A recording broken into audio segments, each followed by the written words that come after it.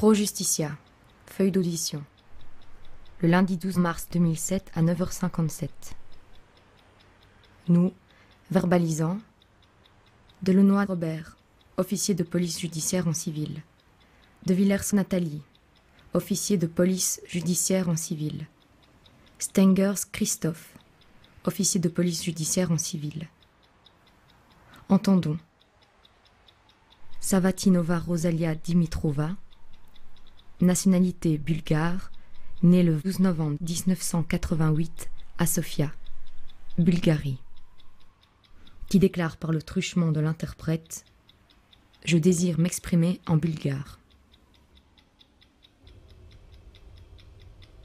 Vous m'avez interpellé le 11 avril dernier et interrogé quant à ma situation et mon passage dans le milieu de la prostitution à Bruxelles en septembre 2006. J'ai accepté de vous parler, mais je n'ai pas souhaité signer une déclaration de peur de représailles du milieu dans lequel j'évoluais. En réalité, j'ai très peur. Non seulement pour moi, mais surtout pour ma grand-mère qui est âgée de 80 ans. Elle vit seule dans un petit village situé près de la ville de Balchik en Bulgarie, où le groupe qui m'a exploité est très présent. Il faut que vous sachiez que ma grand-mère m'a élevée depuis mes 2 ans, quand ma mère m'a abandonnée. Mon père est un alcoolique profond, et il était incapable de s'occuper de moi. Pour parler de ce qui m'a amenée à Bruxelles, je peux vous dire que je connaissais depuis mon enfance une fille prénommée Leta. J'avais confiance en cette fille qui était plus âgée que moi. J'avais appris de sa maman qu'elle était aide-soignante en Belgique depuis plus d'1 an. Lorsque Leta est rentrée en Bulgarie en 2006, je l'ai rencontrée.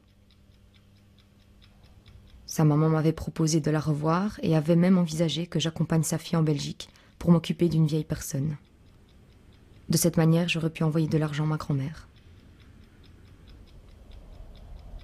Leta m'a invité à la suivre sur la côte à Varna, où elle louait un appartement.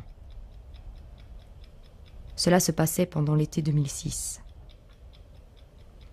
À cette époque, j'ai fait la connaissance du petit ami de Leta, le prénommé Orline, que je reconnais formellement sur la photographie portant le numéro 255. J'ai également rencontré les nommés ou surnommés Dobrin, Veselin et Pistoleko.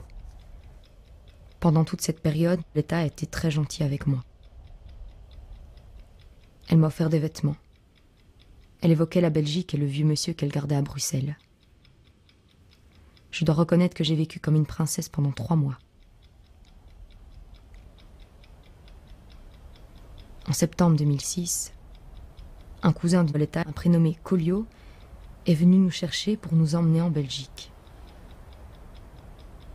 L'achat de mon passeport avait été réglé par Leta. Nous sommes arrivés à Bruxelles et Kolio nous a déposés dans un appartement situé en sous-sol d'une maison à plusieurs étages. Lorsque j'ai vu la photographie portant le numéro 357 sur laquelle figure Orline, j'ai reconnu l'entrée et la fenêtre à barreaux de cet appartement. Je me souviens que de la chambre, on pouvait apercevoir les jambes des passants sur le trottoir. 2 jeunes filles se trouvaient à l'adresse. Quand je lui ai demandé pourquoi on n'allait pas chez son vieux monsieur, Leta m'a répondu que je devais bien me douter qu'il n'y avait pas de personnes âgées dont il fallait s'occuper, mais bien du travail dans la prostitution. J'ai coupé court en lui répondant qu'il était exclu que je me prostitue et lui ai annoncé que je voulais rentrer chez moi. Elle m'a dit que je n'avais pas le choix et que je devais aller travailler comme prostituée dans une vitrine pour rembourser tous les frais qu'elle avait engagés pour moi en Bulgarie et pour le voyage. Elle m'a répété que j'allais devoir travailler dès le soir. Elle a ajouté que j'allais être contrôlée par la police et que je devais absolument leur dire que je travaillais avec mes amis, sans poisson, c'est-à-dire sans proxénète en bulgare. Leta est partie.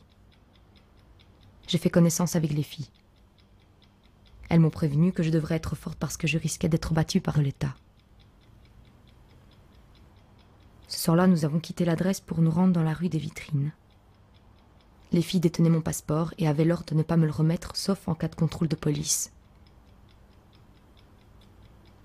J'ai travaillé 4 nuits dans un bar en compagnie des 2 filles surnommées Miri. Elles devaient m'expliquer le travail. Elles m'ont également fourni des vêtements de travail et des chaussures à talons hauts.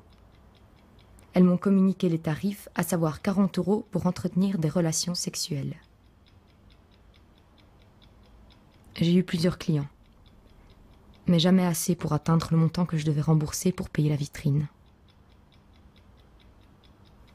Je ne sais pas comment vous expliquer le dégoût que j'avais à faire ces choses. Pendant les 12 heures de travail, les 2 Miri téléphonaient régulièrement à l'État, en disant que je ne souriais pas en vitrine, que je ne prenais pas tous les clients qui se présentaient, et que je pleurais sans cesse. Elles me passaient l'État au GSM qui m'insultait, en me disant que si je ne travaillais pas mieux, Orline allait venir me corriger. Dès notre retour à l'appartement, l'État se présentait pour récolter l'argent. Elle m'a frappée à plusieurs reprises parce que je ne gagnais pas assez. Lorsqu'Orline est arrivé de Bulgarie, il est venu me battre à l'appartement. Il est arrivé en rage en compagnie de l'État. Il m'a tiré par les cheveux et m'a placé la tête dans le lavabo, sous le jet du robinet, tout en me donnant des coups sur les épaules.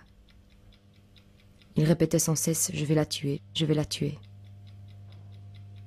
Il est finalement reparti. L'État a donné mon passeport aux 2 filles qui l'ont mis dans un sac à dos pour aller travailler.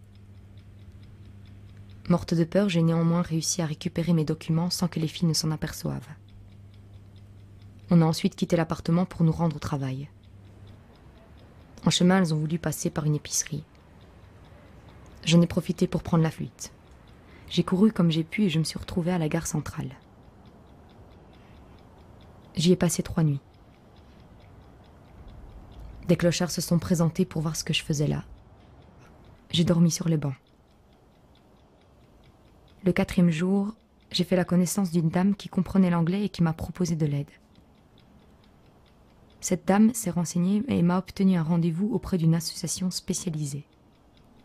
Comme j'avais trop peur de signer une déclaration, il m'a été répondu que je ne pouvais pas être reconnue comme une victime et être prise en charge.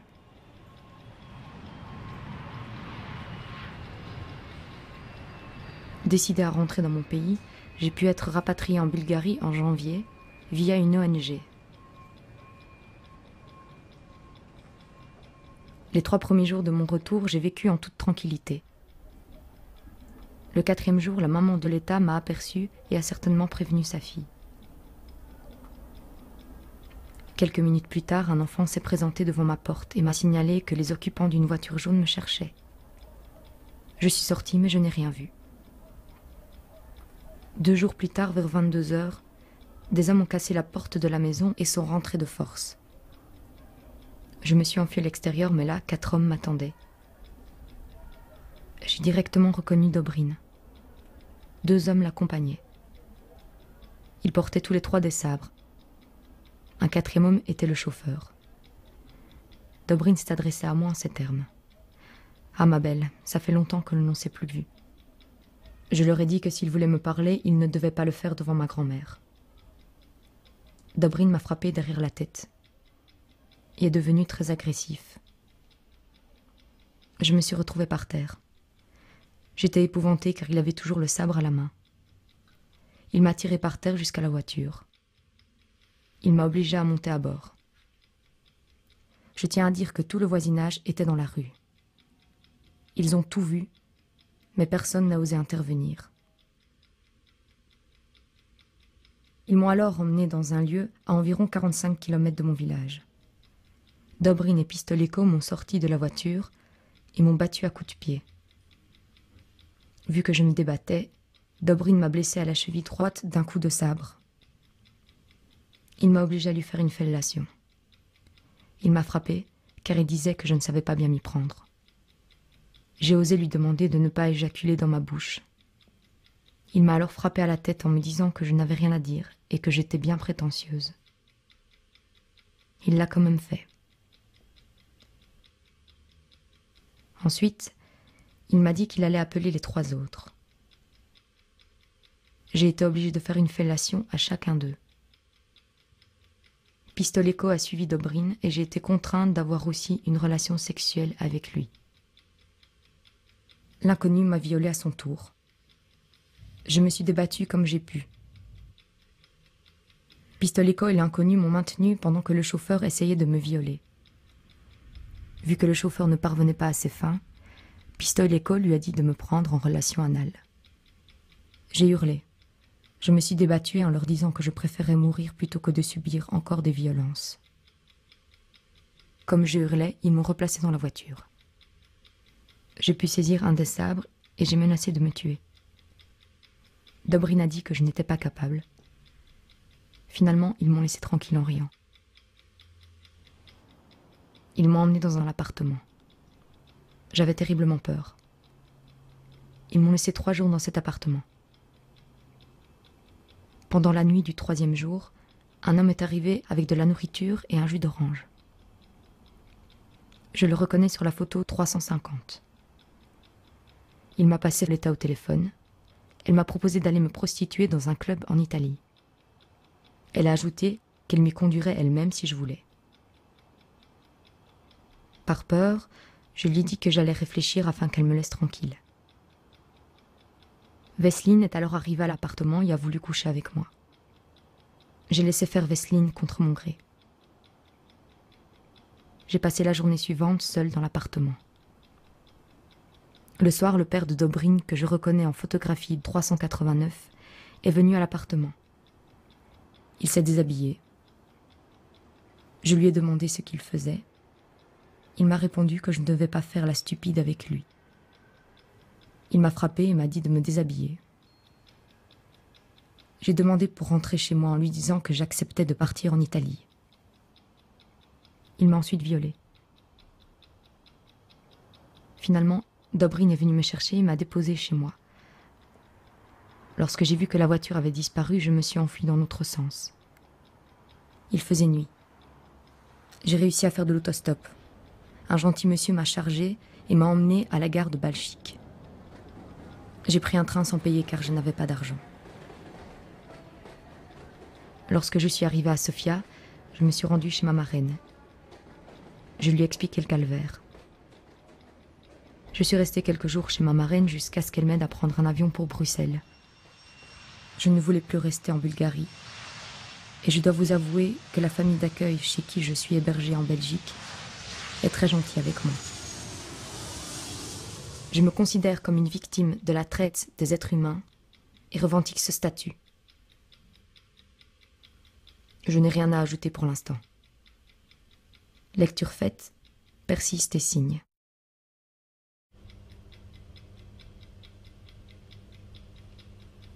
Pro Justicia. Le 3 mai 2007 à 13h30. Nous, Delenoy Robert, commissaire judiciaire, officier de police judiciaire. Portons à la connaissance de Monsieur le juge d'instruction que nous avons jugé que les conditions de travail des prostituées contrôlées par nos services tout au long de l'enquête méritaient d'être mises en évidence. Elles étaient particulièrement pénibles. Toutes les prostituées identifiées au cours d'enquête étaient contraintes de se livrer à leur activité 12 heures par 24 heures. Majoritairement la nuit de 18h à 6h du matin, à raison de 7 jours sur 7. Un droit de vitrine était réclamé par l'exploitant de l'établissement, ce montant se chiffrant entre 200 et 250 euros par jour. Tenant compte du prix de la passe qui s'élevait en général à 50 euros, il fallait aux prostituées voir passer 5 clients avant de commencer à calculer l'argent qu'elles auraient à remettre ensuite à leurs proxénètes. Des témoignages recueillis, il était régulier pour la plupart des filles de terminer leur pause avec des gains se chiffrant entre 500 et 1500 euros. À 50 euros la passe, on peut considérer qu'elles se livraient à plus de 15 clients par 12 heures, certaines à plus de 30. Ceci pour satisfaire le proxénète et éviter des déchaînements de violence de sa part. Pour optimiser le rendement de leurs prostituées, Certains proxénètes exigeaient qu'elle fasse usage d'une minuterie de cuisine, limitant le temps de la passe à 10 minutes pour 50 €. Nous avions déjà eu l'occasion de le constater dans différents bars. Nous avons photographié les minuteries utilisées dans le bar L'Arlequin. Nous joignons ces photographies en annexe du présent.